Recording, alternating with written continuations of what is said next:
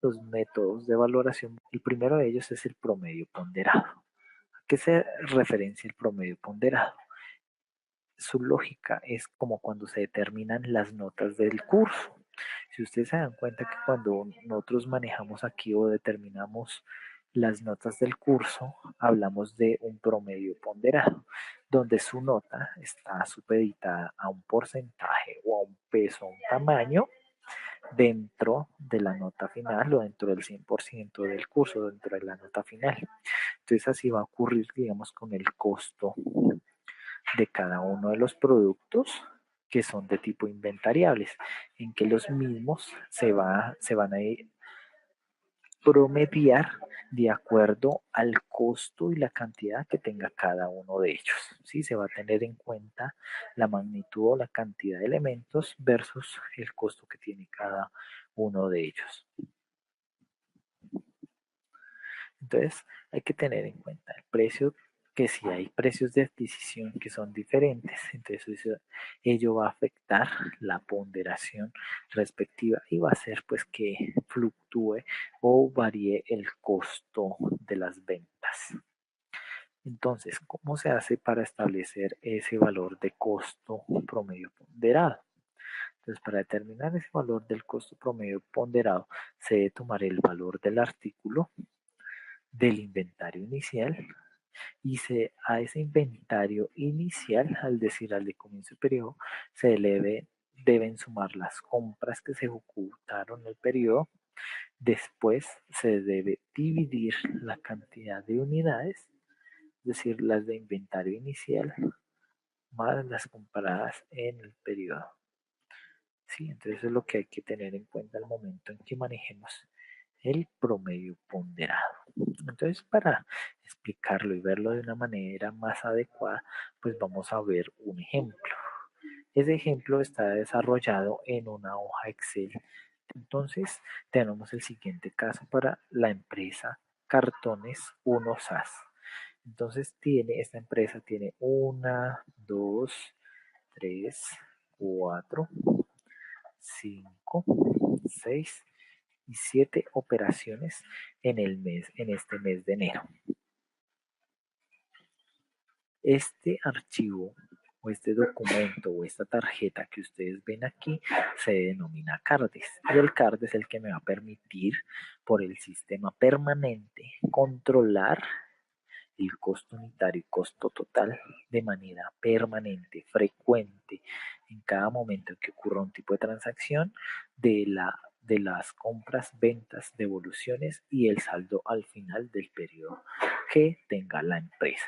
Entonces aquí en esta situación enunciada de este caso, pues hay 7 operaciones. Entonces vamos a mirar cómo se maneja esa hoja de CARDES para controlar el inventario bajo el promedio ponderado. Nos dice que el 1 de enero, es que el 1 de enero, esta empresa tuvo un inventario inicial de cajas de cartón. El elemento que aquí vamos a inventariar son cajas de cartón. Tengan en cuenta que una empresa, cuando maneje diferentes tipos de inventarios, yo debo registrarlo en este tipo de tarjetas. Actualmente, las empresas muy organizadas con software y eso, estas tarjetas CARDES ya se manejan de manera electrónica y manejan diferentes, digamos, plataformas o software con los cuales los cálculos que se ejecuten aquí se hacen de manera automática y por ende el control del mismo es muchísimo más adecuado, conveniente. Sin embargo, es importante que ustedes reconozcan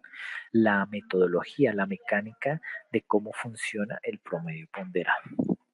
Entonces, como dice aquí nuestra presentación, que hay un inventario inicial de 5 unidades de cajas de cartón que tienen un valor o un costo de 3.000.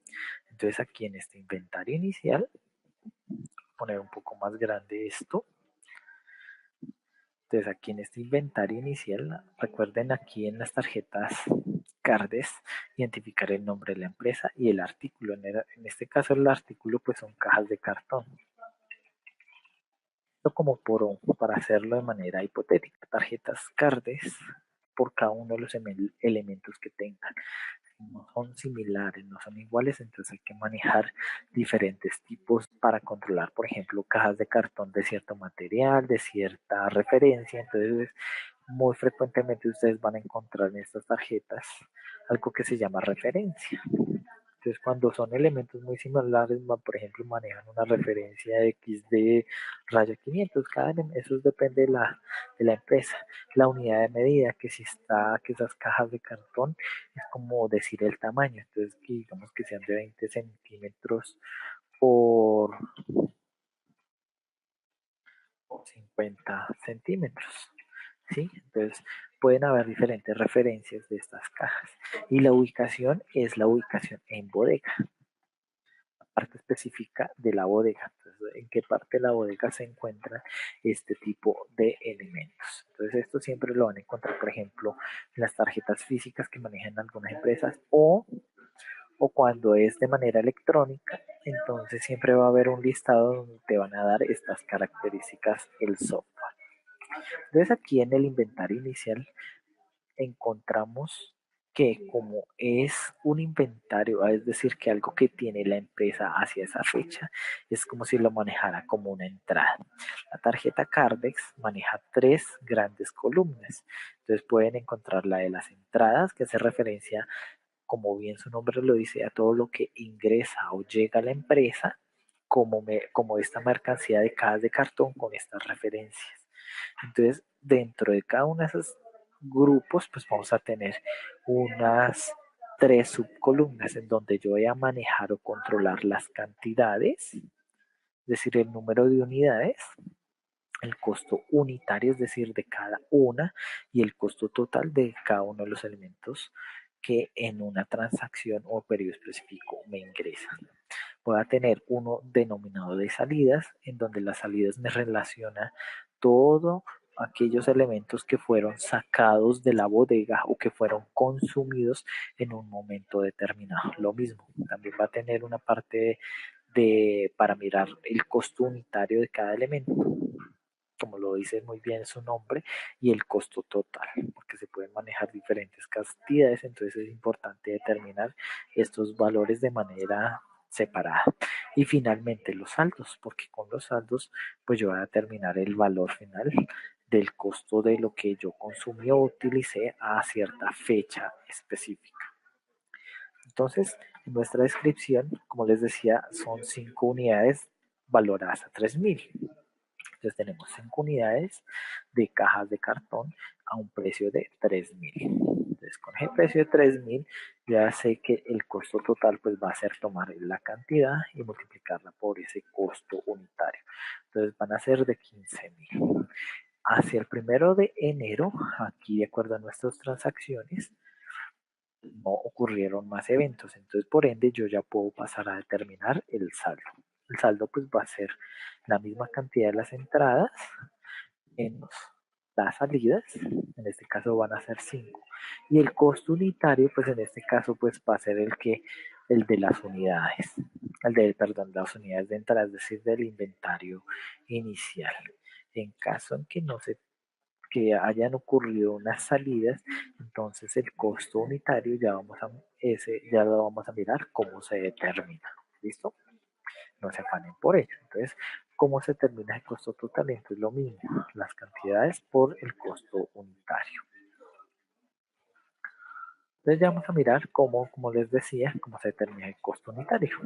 Entonces, el costo unitario lo vamos a ver acá cómo varía o cómo se determina con base en las siguientes transacciones. Entonces, supongan o miren aquí que el 8 de enero se ejecutó una compra a un proveedor P1. Aquí yo por facilidades y rapidez, digamos, en las explicaciones, yo ya coloqué, digamos, lo que ocurre en cada una de las transacciones. Entonces, por ejemplo, que yo cliqué el inventario inicial, que aquí ocurrió una compra.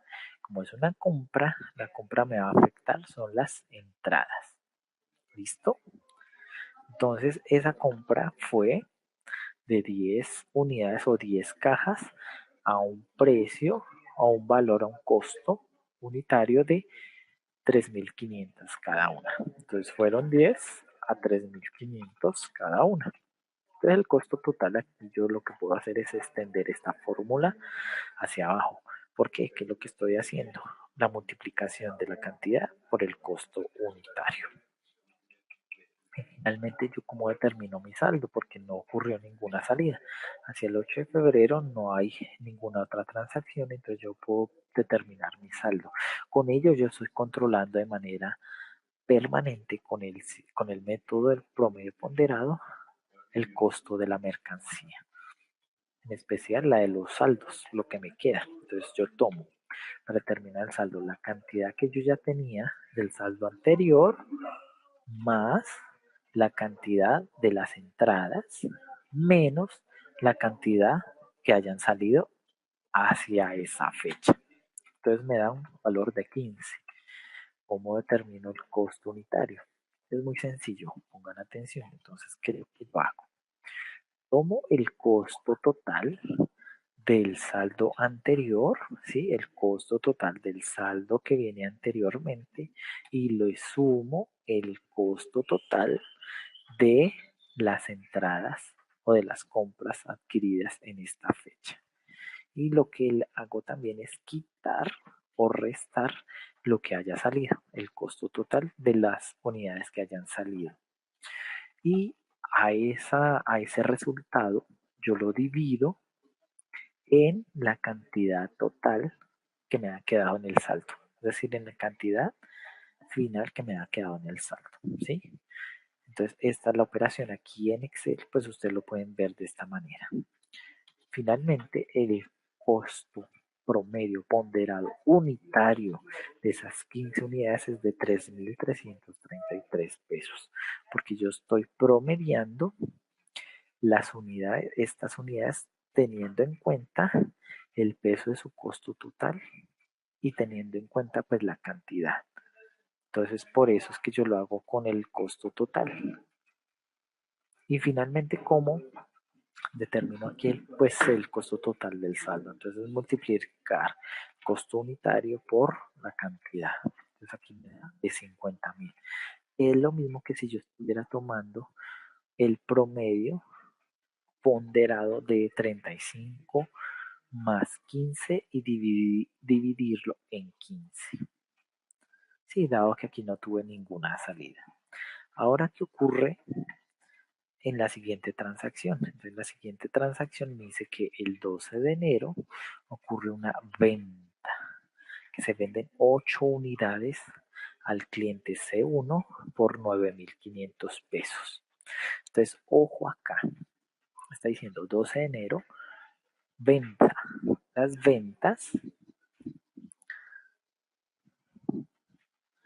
ventas al cliente 1 o al cliente C1 no se registran en las entradas, sino, ojo, en las salidas. Entonces, recordemos que me está diciendo que 8 unidades. Entonces, aquí en la columna de cantidad de las salidas coloco 8 y el valor que yo voy a llevar de costo, ojo, el costo aquí no va a ser este valor. Ojo, este es el precio bajo el cual se vende. Ojo con ello porque ustedes o se tiende mucho a confundir con ello. Una cosa es el precio de venta y otro aspecto es el costo de ventas. Entonces aquí estamos hablando, este de aquí es precio de venta, es decir, el ingreso, el costo me lo da es el saldo que yo ya tenía en el periodo, en el momento anterior, en el último momento.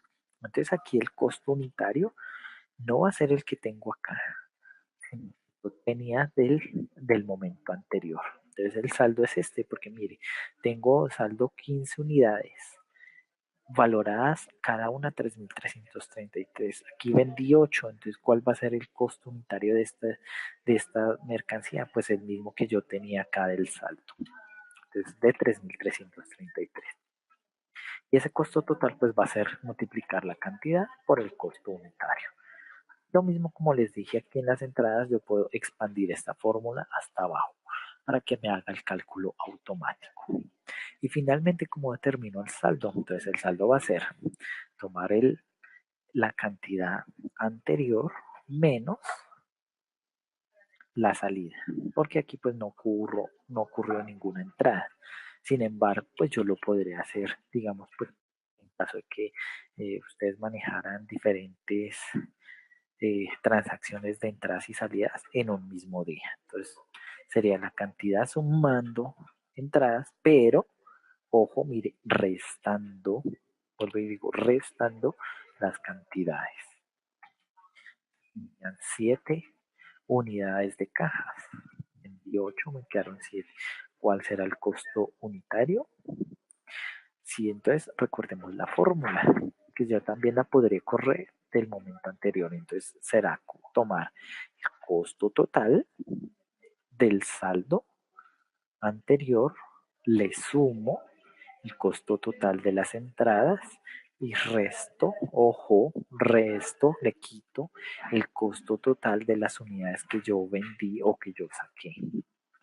Eso lo divido en el número de unidades que quedaron en el saldo.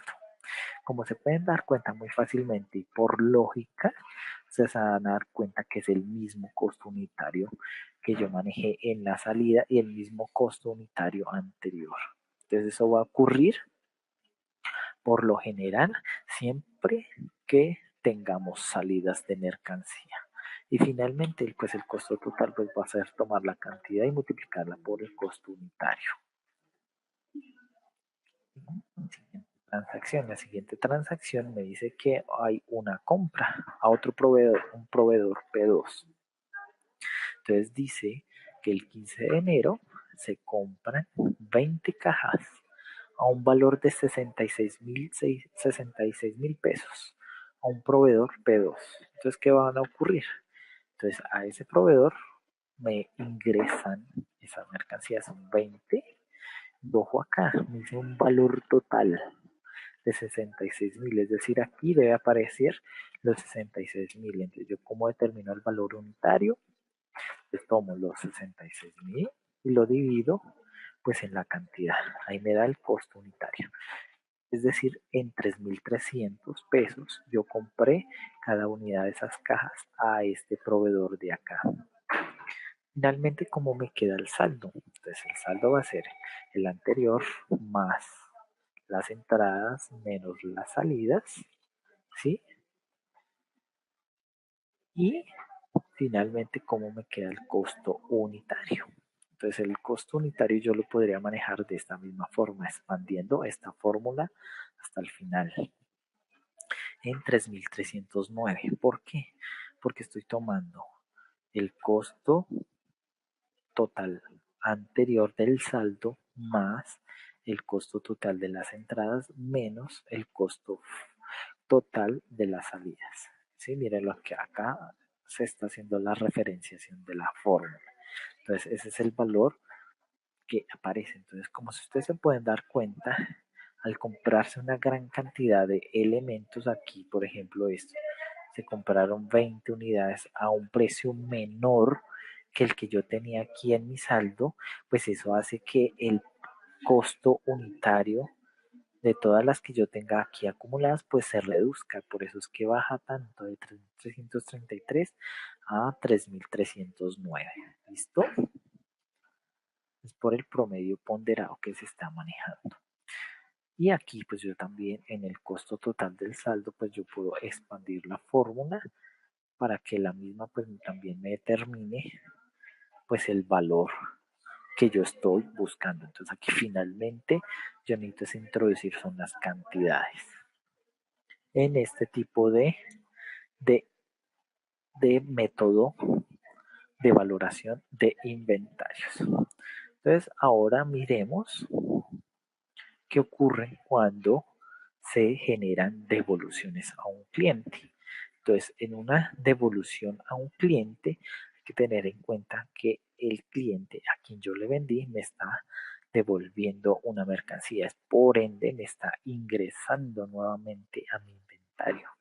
Entonces aquí me dice que el 20 de enero nos hacen una devolución de 4 cajas.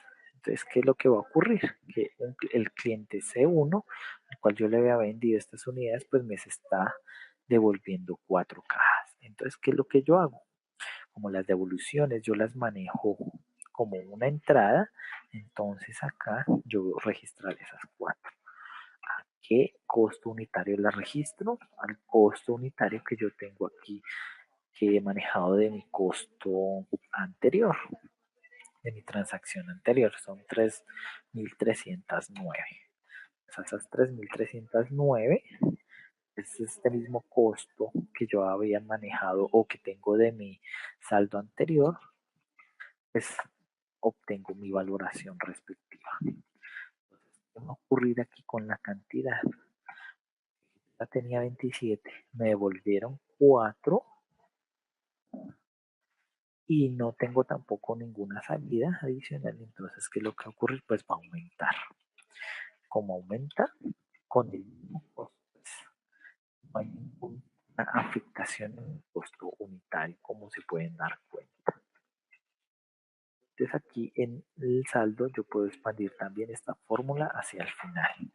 Si yo quisiera determinar hacia el, por ejemplo, hacia el 20 de enero, cuál es el costo de mis inventarios hacia esa fecha, mire, me dijeran, no, ¿cuál es el al 20 de enero? No, necesitamos un informe específico que pidió una autoridad en el país, por ejemplo, una autoridad tributaria, la DIAN o la Superintendencia de Sociedades, de, por ejemplo, de cuánto están valorados hacia el 20 de enero los inventarios de entidad, pues mira, aquí fácilmente se puede determinar que la empresa tiene 31 unidades de esta caja de cartón, de esta referencia, de estas dimensiones, cada una con un precio unitario de 3.309 y que su valor total, el costo total de su inventario es de 102.568 pesos.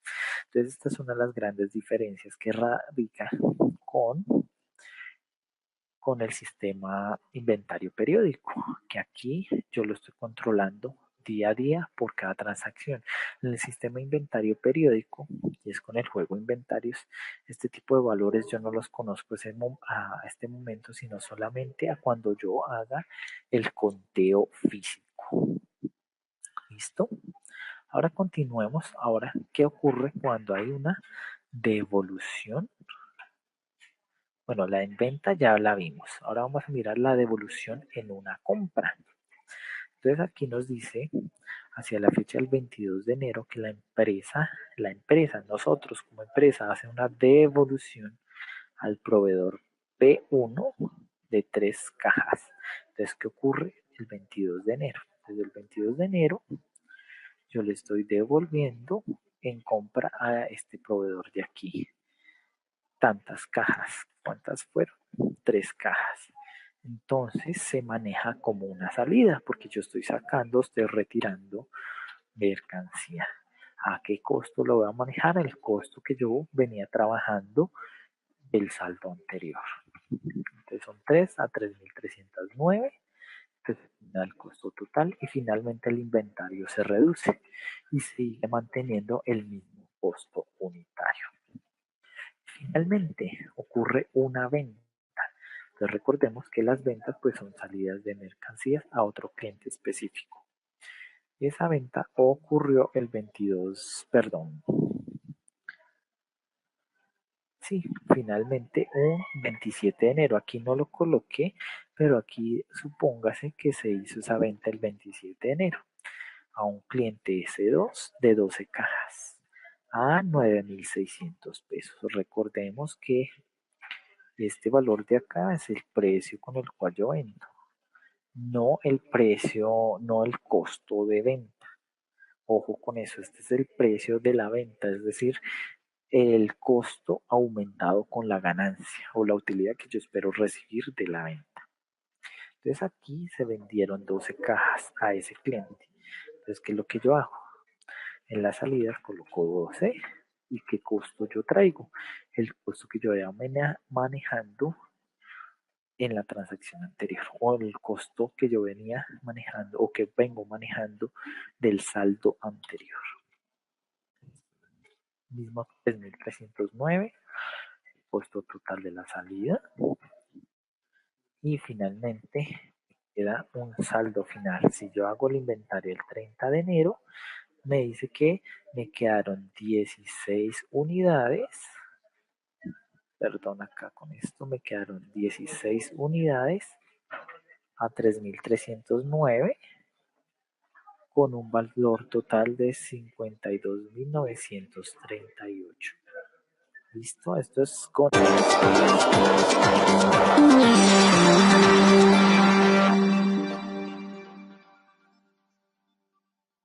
el método de inventario de promedio ponderado.